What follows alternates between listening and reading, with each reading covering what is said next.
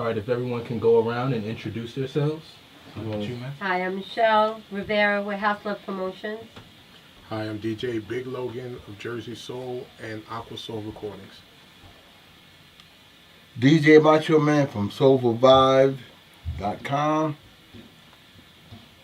DJ Shaheed from SoulfulVibe.com and Groove Sounds Mobile Disc Jockey Service, Plainfield, New Jersey.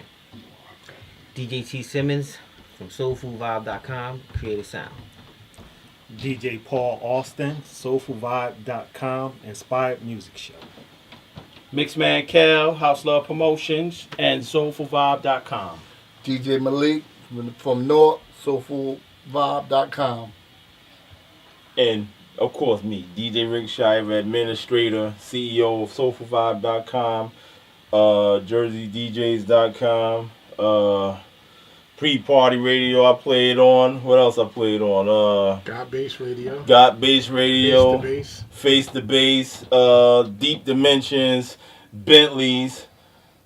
Just the whole track. All right. Could you give us the purpose of Soulful Vibe? You have so much talent in here, and you know it's when you have a whole lot of talent. Sometimes it's hard with different personalities and egos to try to come together to cultivate something. So can you tell us the purpose of Soulful Vibes? All right. This is the purpose of Soulful Vibe. Music. For one, it's not about the ego. It's about the music. Dance like nobody can see you. Like nobody's watching. Soulful Vibe is basically a new up and coming of Jersey DJs. It's an internet radio.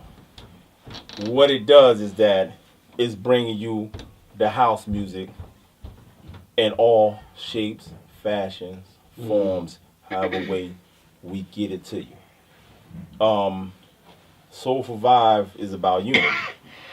You know, it's an underground vibe that anybody can vibe to. You understand what I'm saying? Me and my partner Hutch, we came up with it after we shut down Jersey DJs. We said, you know what, a lot of DJs was coming asking us, you know, when y'all gonna start something, when y'all gonna bring Jersey DJs back. So we pretty much told them, well, we killed the Jersey DJs. We did our track there, it's done. So we sat down one day and I called Hutch. I said, you know what, Hutch, let's reload, but let's come with something new, a new concept. So we came up with the name Soulful Vibe. Why we came up with Soulful Vibe? Because house music is soulful. House music is a vibe.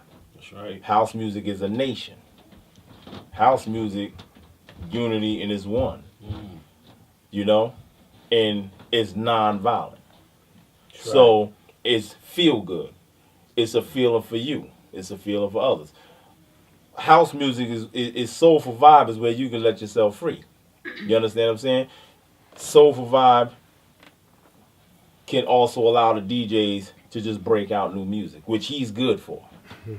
He's, you know, any new stuff coming out, whatever, you introduce it. That's what it's about, you know, and that's Soulful Vibe. This is Soulful Vibe. It's more DJs, but they're overseas, out of state, you know. We got have Mike Torrey, we got he's in UK.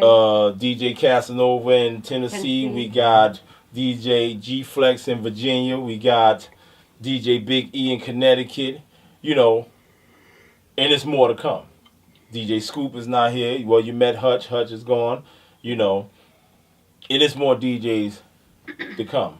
And it's just a big internet radio station. We're a growing family. Exactly. We're growing.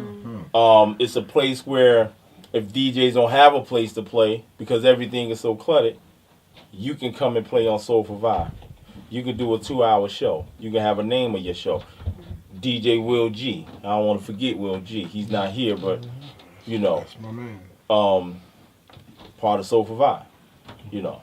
Okay, can someone tell the younger generation as far as the essence of house music and when you guys first got introduced to it and who were some of the inspirations and the names that you guys were coming up under? Because if you guys notice now, a lot of the young kids are dancing to the club music and, you know, the club music is just the speeded up tempo of what it really comes from as far as house. So can someone give us some background as far as the essence of house and how it got introduced and transitioned over here in New Jersey and how that whole thing blew up? You want to say? Shay. You want? Well, the essence of house, I would say it started off at Club Zanzibar. But also, when it started off at Club Zanzibar, it also started off in the bars around Newark, you know, DJs, you know. That's where you heard the best music played at was in the bars. Because you had certain DJs that would do their thing. So Tony Humphrey was doing his thing at Zanzibar. Also, you had DJs at the bars playing and creating a new mix and using it different ways. And that's how it went back then. But I would say, for me, it was the Zanzibar. Like me, Zanzibar too. Me, Zanzibar. You know, I came up on like underneath Tony Humphrey. You know, worked the lights a couple of times, and that vibe was crazy. Then from Zanzibar, you go down to Sensations. That's yeah. You know, Yeah, I so we think switch that's them what like I back and forth, like Yeah. 1 hour there, Zanzibar, a couple of hours Sensation. We running back and forth because we're like a couple blocks from each other.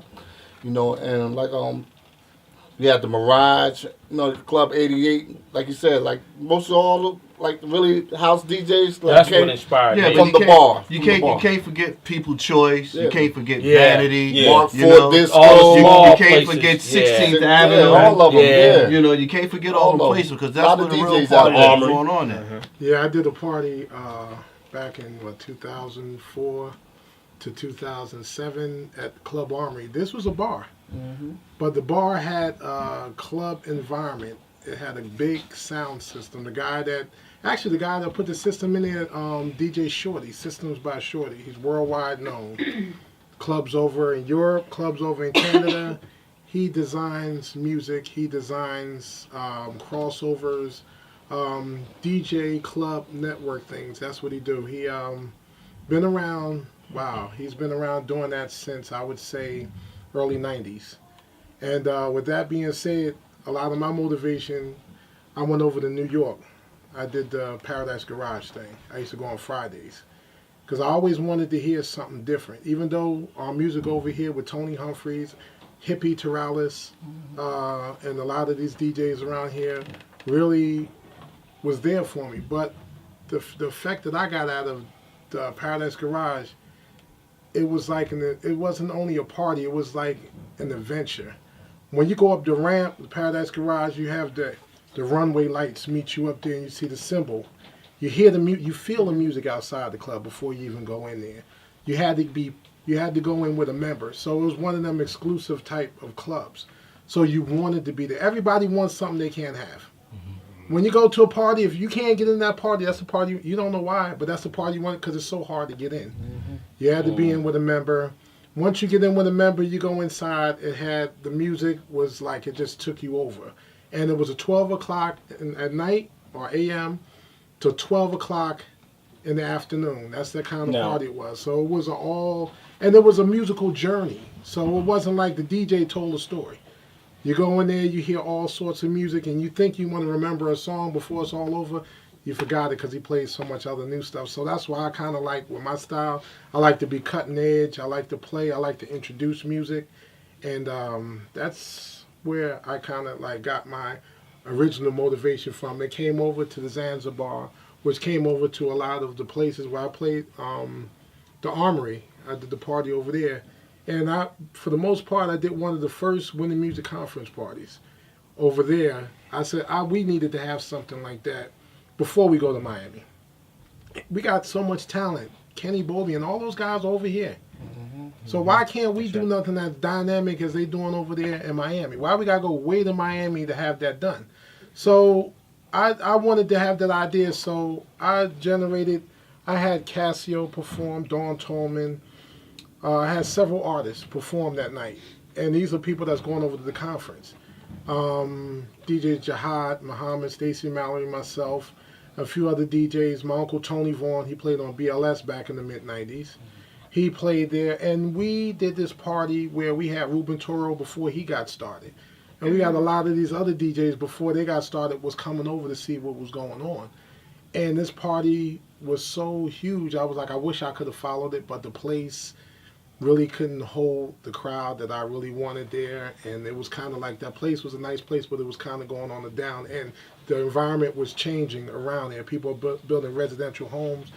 Don't nobody want to party like that. They don't want to hear that club music and have people with the cars up and down the street, even though it's a peaceful environment. But we all like to congregate after the party over, hug each other, say it was a good time, good to see you, and stuff like that. So the parties back then, it's different than it is now. So we're going to take it to somebody else. And just to touch on that basic question you was talking about, the transition from the younger generation to now, you can pretty much say that what they're calling It's much easier. house music, what they're calling house music, is actually credited to DJ Pope down in D.C. Pope started the crump type house music that the kids listen to now. Now they'll listen to our house music and they'll say, "Oh, that's old school." Yeah. How can you call today's house music old school when it's still being played now and it's growing and it's still growing and it's always changing? You understand what I'm saying?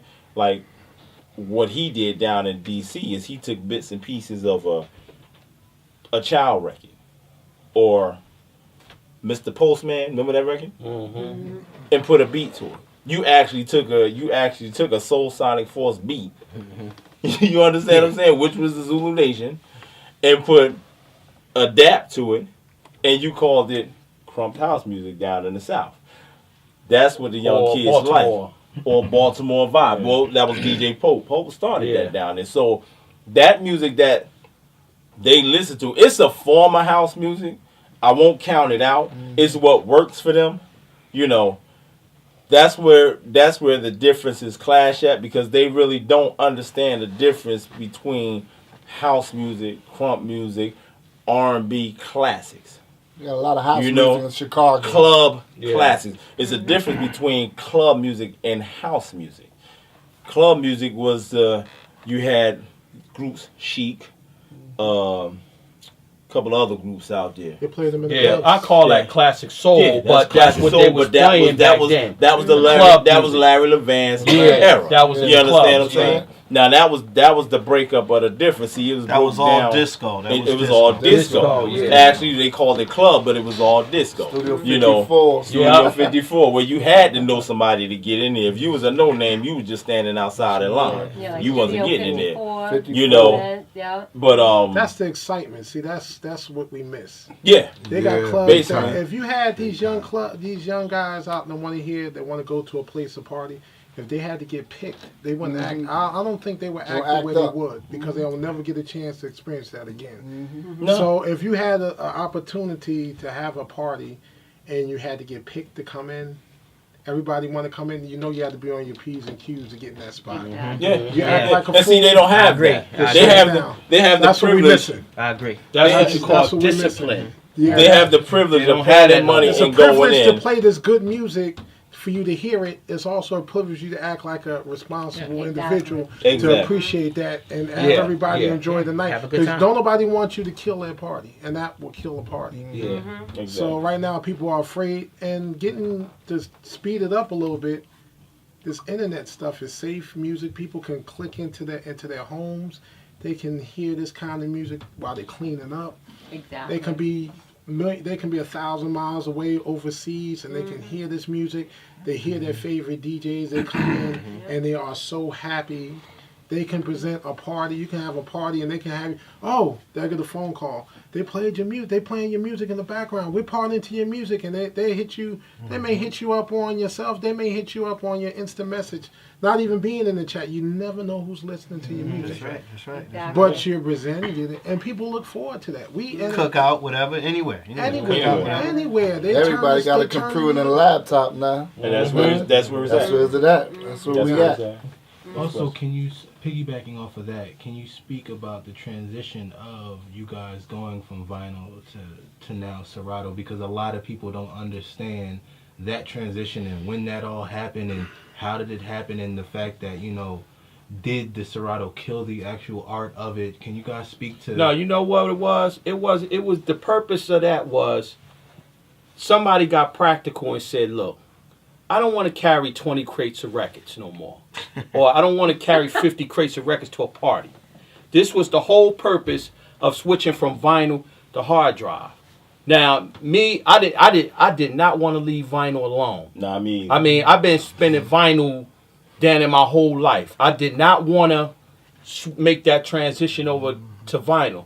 But see, the thing was that when you doing a party, right, and it's 1, 2, 3 o'clock in the morning, and you got to move all this stuff, and you tired, Everybody and all gone. your boys left You you standing there You with by 2 yourself. big speakers, and you got 20 crates of records, Yes, Lord. and it's going to take you like 2 or 3 hours. You ain't going to get home till about 6 in the morning from a party that was over at 1, 2 o'clock in the morning. It's crazy you say that because he introduced me to playing CD. We did a party. It was in Irvington, right? Mm-hmm. And me and Scoop brought out. We had 4 turntables deep, speakers, amps. He just came out with a little box, a dual Denon set. See, and his mixer was built in it. So when he came, and me and Scoop looking at him like, "He was that?" He just brought all he had was a case, no bigger than this one. He had a case no bigger than this one. Mm-hmm. This thing held all his music. Yeah. And when he started 2,000 playing, songs. when he started, we was running, actually it seemed like we was running 6 turntables. But when he started DJing, we shut the turntables off. Go ahead and do the party. Because it was so Clear. convenient. Now when he left, all he did was unplug from the system, Keep it moving. took his thing, his case, Keep it kept moving. going. Now That me and was the Scoop, purpose of Yeah. CDs and Yeah. MP3. It wasn't to kill vinyl.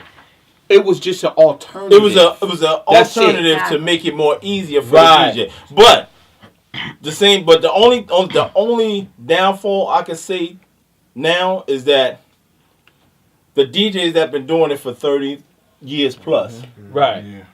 is getting the backlash. They like getting the respect because Yeah. now you got a DJ that can come out of a house.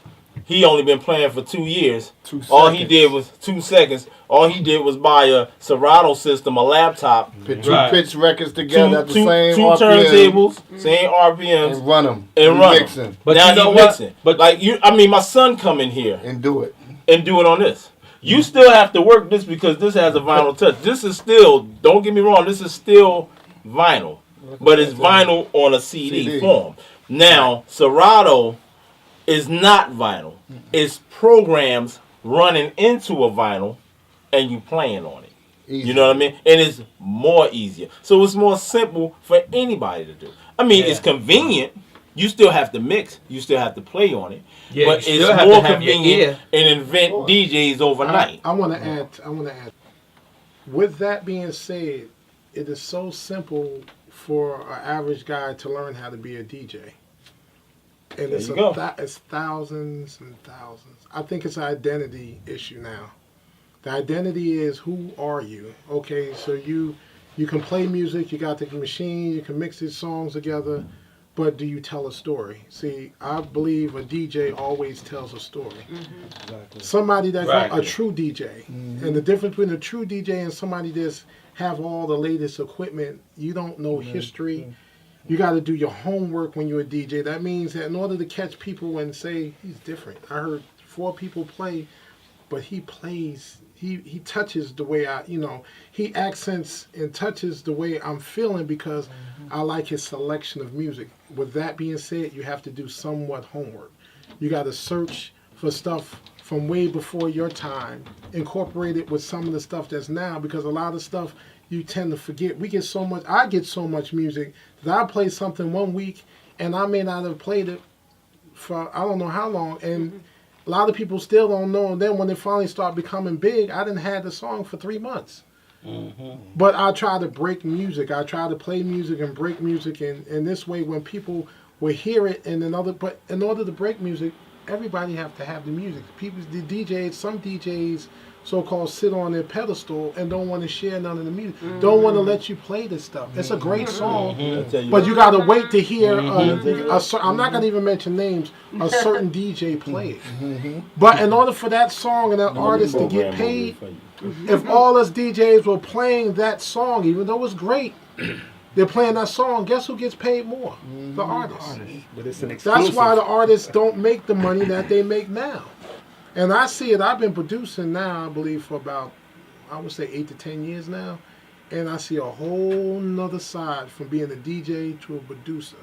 That's a whole nother, I respect when these guys saying, you know, oh, well, let me get that song. It's okay, couple song, but support the artist. When you know it's a DJ that's playing and this is my man, I know he made that song, I'm going out to buy it. You know why? I can get it. I'm going to buy it to put money in his pocket because I know he spent money to put that track out. Exactly. And if he can eat, when I go do mine, what's going to happen? He's going to turn around, oh, that's Logan's song. Yeah, let me buy his song. Right. You know, and that's support. And that's what a lot of people, they so this music is so, they can go online and, oh, yeah, run me that copy. Then they get their man the copy and their man. And guess what? They don't even play the song. They just know that they got it. Now I got it, I ain't going to play it. They play it one time. They don't tell a story. Telling a story is when you get a good piece of music, you play it. You keep it in your rotation. That's your boy. Play it. Let people like it because a lot of people still haven't heard it, and because a lot of people don't have it. So how if you don't have it, you don't know about it. So that's a good point. A lot as far as I think that breaks the difference between these so-called wannabe DJs. But see, we have a lot of envy in A lot of politics. Yes, a lot of politics in this house music thing too, though. Well, for me, let me say it Let me this touch way. on something. This is personal with me. I was never ever going to work with a computer ever. I was just old man fashioned, and I'll stick with my CDs. That was one of the best things I ever did. But what part of the problem has come up is all this auto mixing. Right away, that's all you have to do. Just put this on like this, and it doesn't work for you. I don't do that. Sync button. Personally, no. I don't do that. Sync is my friend. I had to take my time when I came back. I took my time out, and I learned how to really mix and do stuff, not just syncing stuff. Because anybody can just do that and say, I'll call myself a DJ. But to be a real true DJ, you got to really be involved. You couldn't sing vinyl. You know, you got to really be into it deeply. You can sing not it, but just you sing it saying manually. you can do this just to have some equipment. Because that's what part of the problem is. Go ahead, T. Some people think they get a computer and you get this laptop stuff and you get a little hard drive and you get a little cheap controller and you think right away you're supposed to be some great DJ. And all it is just says to give you the tools you don't mean that you know what you're doing with it. Like my nephew, he can't mix without looking at a waveform. He can't mix with the ear. He has to look at the waveforms and see if they match That's a lot up. of them. Good, bro. Let me touch on something. What gets to me is that, like me, I'm old school. I went from vinyl to CDs. Yeah. I probably won't do Serato because I like the feeling. I like to grab something Natural like I'm grabbing feel. a record. You know, but it kills me now when I go to certain parts, I hear certain DJs. I'm creative. I like to put music together so people can dance to it and feel something. But it kills me now when they got the isolator, the Pioneer. There's nothing wrong with that. But don't let that be your whole gimmick. I go to certain DJs. Yeah. Hold on. I go to certain Yeah. DJs. They play the record. Yeah. And it's all they doing for the whole. I'm like, Now, are hold you on, what kidding are me? you talking Hold about? on, Joe hold on. Pizzelle? No, no, no. It's not. Look, Joe Cassell. Let Joe Cassell is good at He's what the he best. does. He's the But best. it's He's a good at what he gimmick. do. It's a show. But what kills me is people's trying to follow behind him. Can't do it. Because it's a hold on, gimmick. I'm like this. That's Let it. me.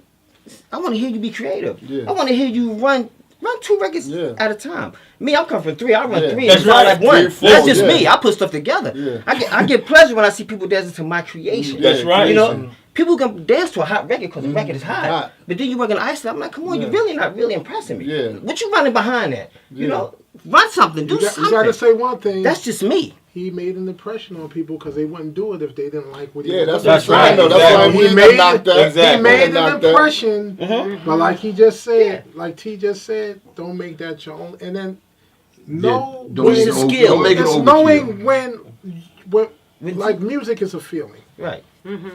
once you get into a song, they love it when you drop all the highs out in the song and a You certain gotta make bass love to the that music. does something to you. That's right. Right. That does something The to you. music But if gotta be you a part of play- you. Look, if you play your music at one level, that's how your party goes. Yeah. That's how it's That's supposed to it. go. If you, like I say, like you playing music and you drop that bass on them, and you just turn around and just look at everybody, and they looking at you, they going crazy now. They can't even hold it. Then you throw a little bit of that trouble in, and you see that's what makes people like you Do know. it every record. Record, you Every don't Not have to every do that. record, I but need you do it skill. on I need records to that hear you skill. I think you need an isolator to do that I too. need skill. If you got a good system, the way He's that gonna do artist it. recorded Yeah. that record is the way it's supposed to It's the sound. sound. That's right. So I mean, if you playing from vinyl, you know when you got a heavier bass record coming in, Right, you'll exactly. feel it. And Analog, digital, typical.